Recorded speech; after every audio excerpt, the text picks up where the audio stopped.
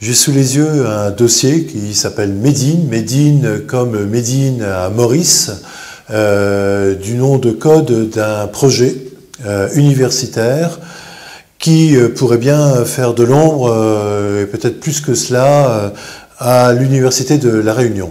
Je m'explique, il s'agit de ce que les Mauriciens appellent un hub, un knowledge hub, c'est-à-dire un carrefour de la connaissance. Le projet, c'est quoi? C'est d'édifier, de réaliser une université internationale à Maurice sur 9 hectares du côté de Quatre-Bornes et qui soit un établissement, ou en tout cas un regroupement d'établissements d'enseignement supérieur haut de gamme, c'est-à-dire qui forment l'élite, alors l'élite mauricienne, mais également l'élite africaine, puisque cet ensemble doit se diffuser sur l'ensemble du continent africain, une partie de l'Asie, et bien sûr la Réunion. Les Mauriciens parlent de défi universitaire, social et international pour l'Indo-Océanie. Son nom anglais, c'est International Campus for Sustainable and Innovative Africa, ICSIA, et 12 000 étudiants devraient à terme fréquenter cette université sise à Maurice.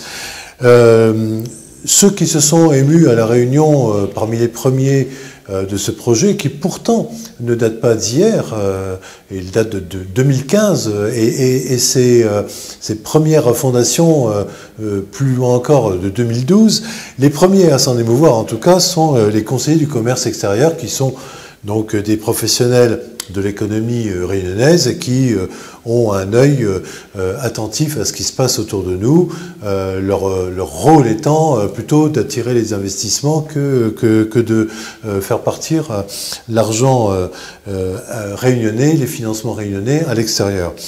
Et qu'est-ce qu'ils disent dans leur réflexion? C'est que l'île Maurice met en place une université de haut niveau, mais le fait important, c'est qu'elle le fait en s'appuyant sur des grandes écoles et universités françaises de grand renom. Ça veut dire quoi? Ça veut dire que, autant que je le sache, il n'y a pas grand monde à La Réunion qui soit bien informé de ce projet qui semble tout à fait ficelé. Et ce projet-là a reçu l'agrément, le soutien du gouvernement français. Donc ça veut dire en somme que l'État français soutient et quelque part doit apporter des financements à une université qui sera installée à Maurice et qui sera une sorte de menace potentielle vis-à-vis de la nôtre, d'université. Et le gouvernement autorise des établissements de grand renom, Assas, plusieurs grandes écoles de Paris et de province. Il y a notamment, et c'est peut-être ça qui fait aussi très mal, il y a également cette école d'architecture, l'ENSA de Nantes, qui va s'implanter là-bas, au milieu de l'université Paris-Descartes, de l'ESSEC, de Centrale Nantes, de Panton Assas, etc. Et cette école supérieure d'architecture va dispenser un enseignement qui, à mon sens, va contrecarrer celui qui est dispensé au port.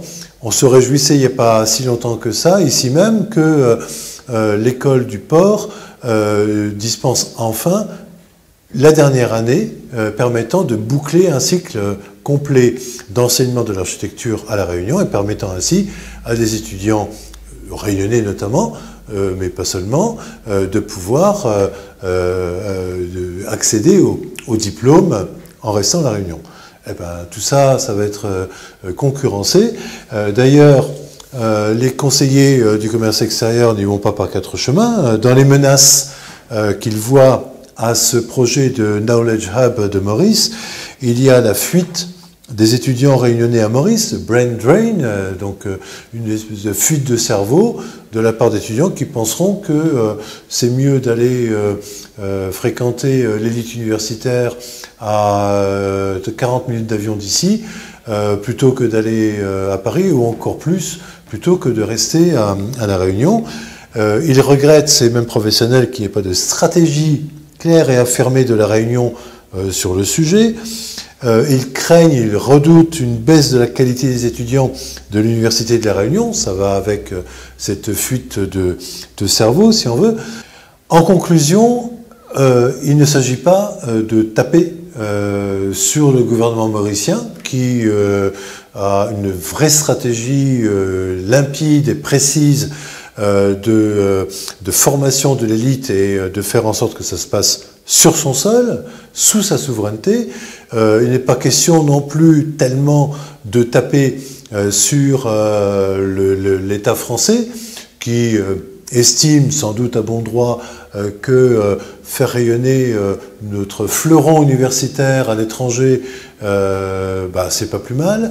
Peut-être est-il un peu plus question de reprocher aux élites et aux décideurs locaux, régionaux, de ne pas aller suffisamment de l'avant. Je sais bien les difficultés qu'il y a eu déjà à réaliser ce que nous voyons fonctionner aujourd'hui, l'Université de la Réunion, mais quel manque d'ambition quand même, pendant que on cherche à concevoir une forme de coopération régionale universitaire, notamment avec Mayotte, demain avec les Comores, d'autres, encore une fois pas très loin d'ici, à Maurice, créer un hub incroyable, 12 000 étudiants à nos portes, et qui va capter une bonne partie de nos jeunes.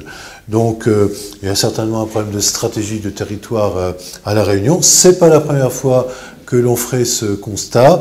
Voyons dans les jours et les semaines qui viennent comment tous ces décideurs concernés vont réagir.